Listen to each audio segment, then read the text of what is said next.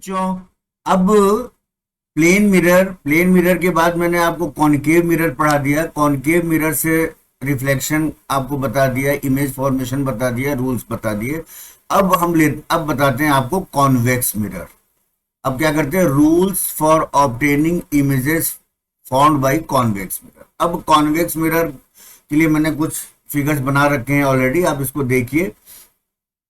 ये देखिए convex mirror है। कॉन्वेक्स मिरर में आपको पता है कि इनसाइड इधर पॉलिश करते हैं और ये वाला हिस्सा इनका रिफ्लेक्टिंग हिस्सा होता है। ये क्या होता है, यहाँ इधर से लाइट रे आएगी, इस पे टकराएगी और ये रिफ्लेक्ट होगी। अब देखिए इनके कुछ रूल्स हैं, वो मैं आपको बताता हूँ। पहला रूल क्या है कि कॉन्वेक्स मिरर से इमेज बनाना है तो लाइट किस प्रकार से आएगी, कहां से जाएगी और कितने कंडीशन में इमेज बनेगी। तो कॉन्वेक्स मिरर से आप ध्यान रखिएगा, केवल 2 ही कंडीशन है लाइट बनाने के लिए।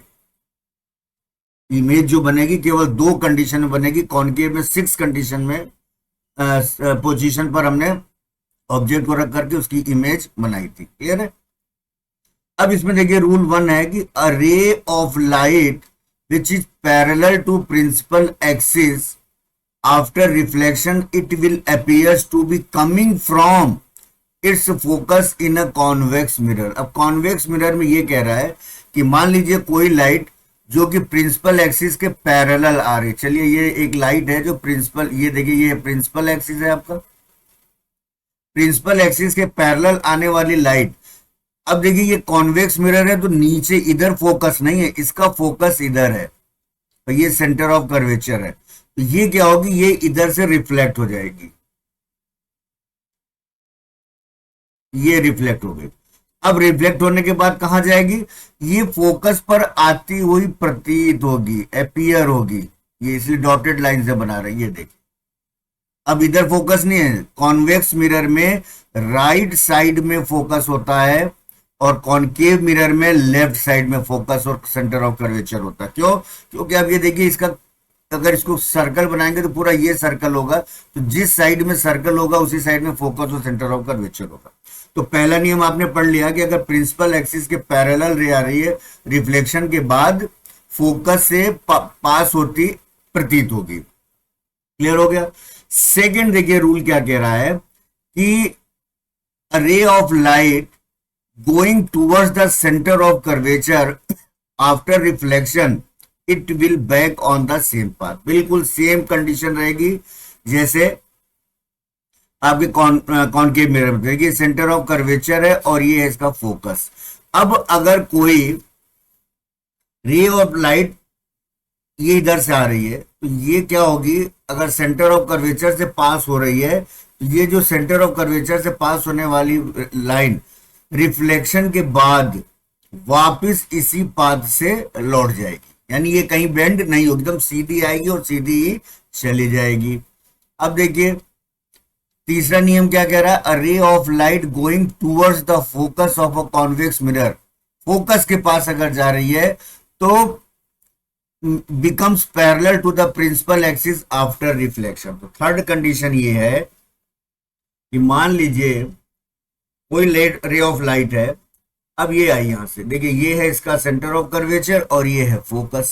तो ये यहां से ये जो लाइट है ये आई, अब ये फोकस से जा रही है, दिख रहा है, ये लाइट फोकस से पास हो रही है। तो रिफ्लेक्शन के बाद ये क्या होगा, प्रिंसिपल एक्सिस के पैरेलल हो जाएगी। क्लियर हो गई, यानी फोकस से जाती हुई लाइन पैरेलल हो जाएगी।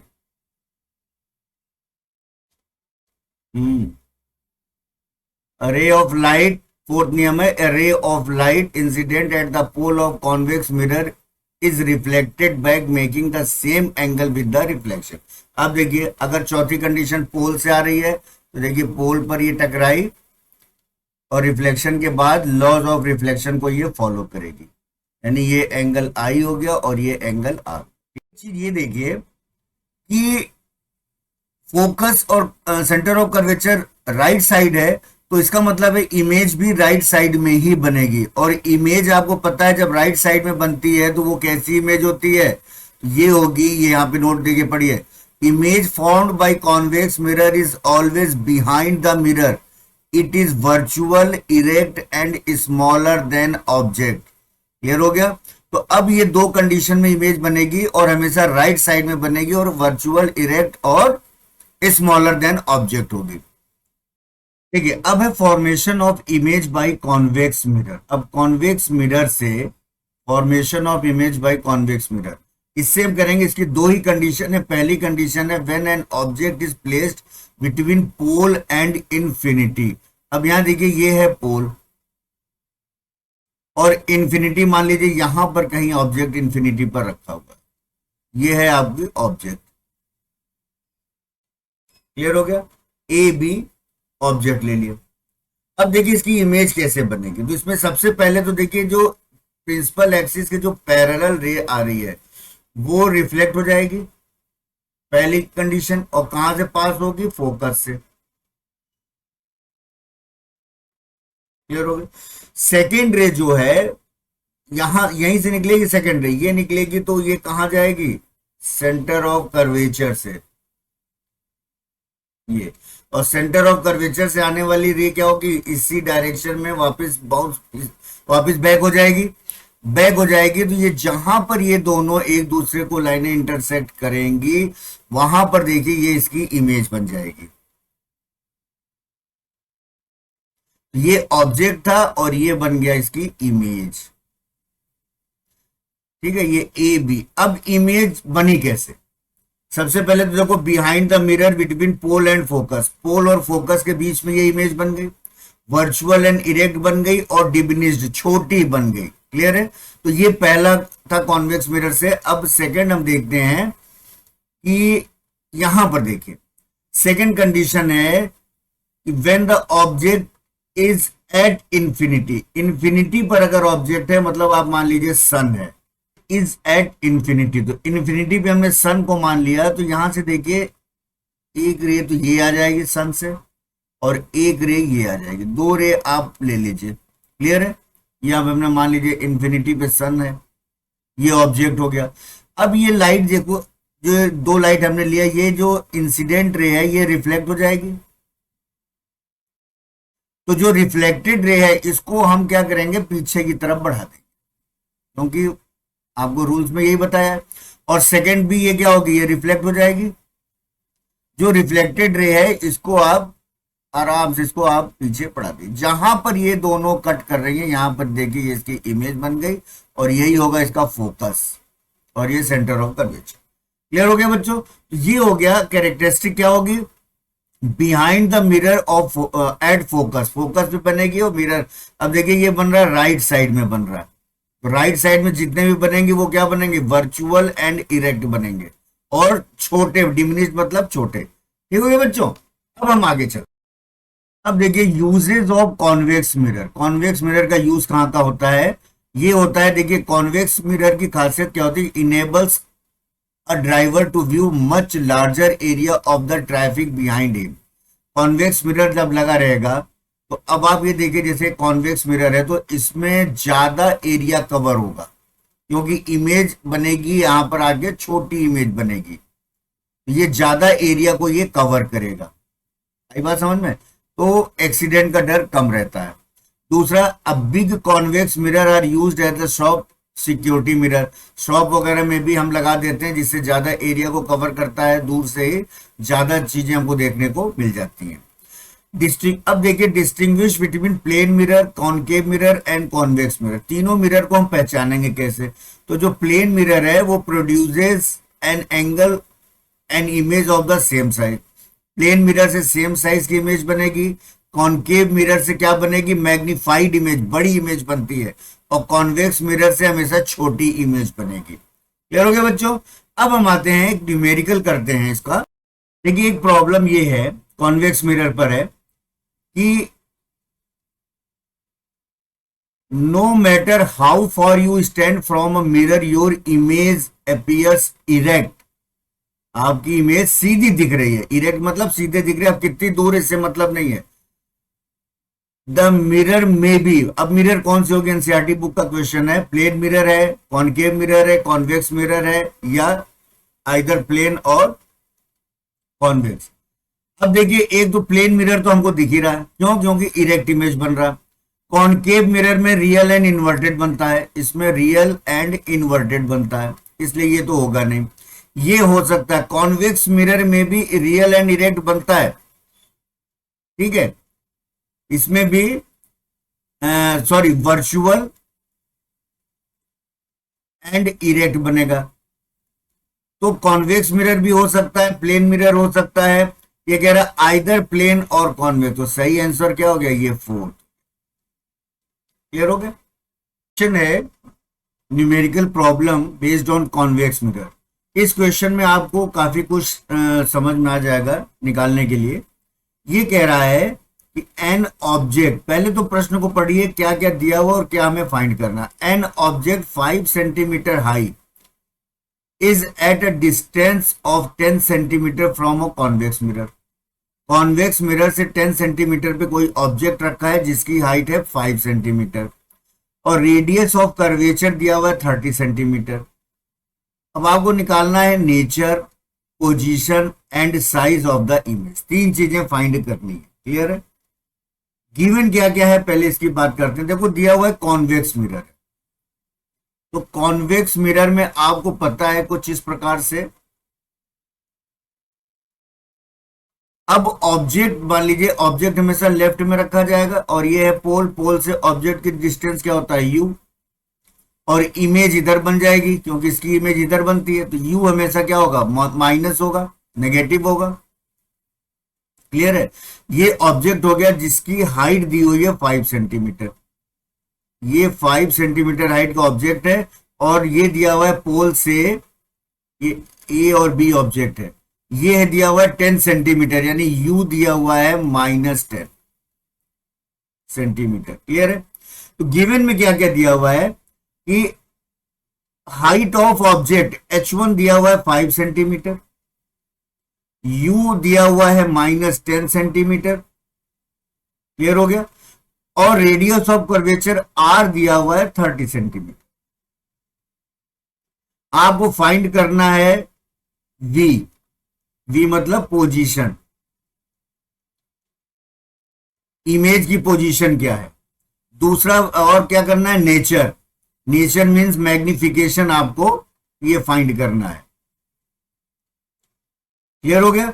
और आपको साइज, साइज यानी h2 आपको फाइंड करना है, साइज ऑफ इमेज। अब इसी क्वेश्चन में इतनी चीजें इसने पूछ लिया।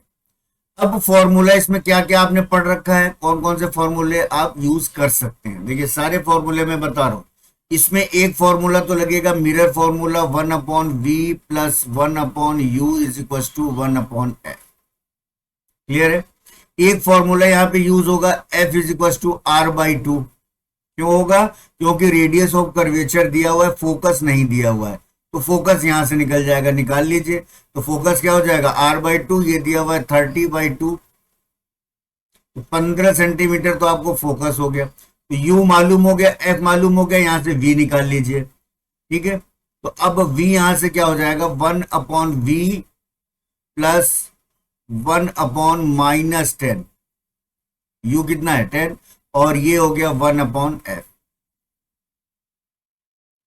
क्लियर हो गया। अब इसको अगर हम सॉल्व करें तो 1/v को तो आप इधर ही रहने दीजिए, और ये हो जाएगा 1/15, और ये माइनस जाके इधर हो जाएगा प्लस 1/10। 30 आप एलसीएम ले सकते हैं, तो ये हो जाएगा 2 और ये हो गया 3। यहां पर हो गया आपका ये 1/v, तो 1/v इज इक्वल टू हो जाएगा 3 + 2 5, 5/30। ये हो गया 6, 1/6 हो गया। 1/v इज इक्वल टू 1/6, तो v इज इक्वल टू हो गया 6। देखिए 6 आया पॉजिटिव, प्लस आया। अब प्लस का मतलब क्या हो गया, वर्चुअल एंड इरेक्ट। और कहां बनेगा, बिहाइंड द मिरर।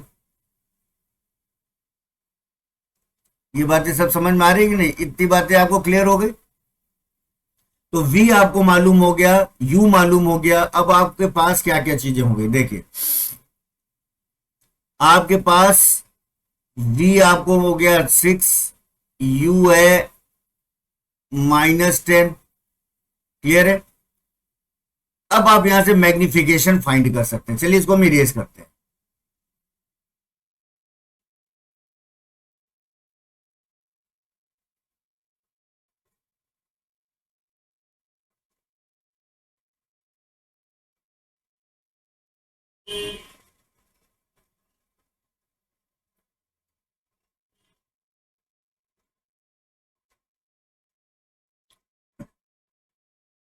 ठीक है, अब निकालते हैं इसका, क्या निकालना है? नेचर निकालना है। पहले नेचर तो हमको पता पड़ गया, लेकिन एम निकाल लीजिए, मैग्निफिकेशन निकाल लीजिए। तो एम इज इक्वल टू, क्या फॉर्मूला आपने पढ़ा है? -v/u। तो v आपके पास क्या हो गया? 6/u हो गया 10, -10। तो अगर इसको हम सॉल्व करेंगे, देखिए माइनस माइनस हो जाएगा, कट जाएगा, प्लस हो जाएगा। इसको जब आप सॉल्व करेंगे तो 0.6 आ जाएगा। इसको आप कट करिए तो ये आ जाएगा 0.6। तो मैग्निफिकेशन आपके पास आ गया 0.6 आ गया। प्लस आ रहा है, इसका मतलब ये भी क्या हो गया? मैग्निफिकेशन प्लस आ रहा है, यानी कि भाई वर्चुअल एंड इरेक्ट। अब देखिए हमको हाइट ऑफ इमेज निकालनी है। तो हाइट ऑफ इमेज का फॉर्मूला होता है m is equal to h2/h1। h2/h1, m आपने कितना निकाल लिया? 0.6। h2 आपको इमेज की हाइट निकालना है, और h1 आपको दिया हुआ है कितना? 5 सेंटीमीटर ऑब्जेक्ट की। क्रॉस मल्टीप्लाई कर दीजिए, तो 0.6 multiplied by 5 is equal to h2। तो कितना हो गया? 3.0 सेंटीमीटर हो गया हाइट ऑफ इमेज। तो अब यहां पर देखिए ऑब्जेक्ट की हाइट कितनी थी? ऑब्जेक्ट की हाइट थी 5 सेंटीमीटर, और इमेज की हाइट आई 3 सेंटीमीटर। तो अब समझ में आ गया कि ये जो इमेज बन रही है छोटी बन रही है, इधर इधर 5 है और ये 3 सेंटीमीटर। क्लियर हो गया? वर्चुअल एंड इरेक्ट बन रहा है।